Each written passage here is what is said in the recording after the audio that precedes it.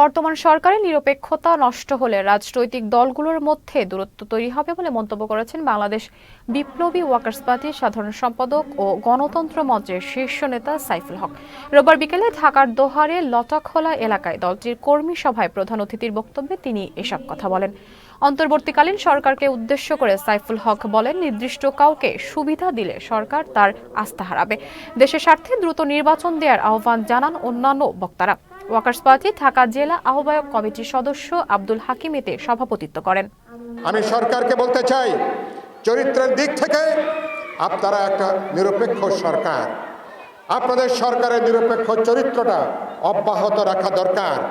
বিশেষ কোনো দল, বিশেষ কোনো গোষ্ঠী, বিশেষ কোনো অংশকে কোনো পক্ষপাতিত্ব আপনাদের করবার কোনো সুযোগ নাই।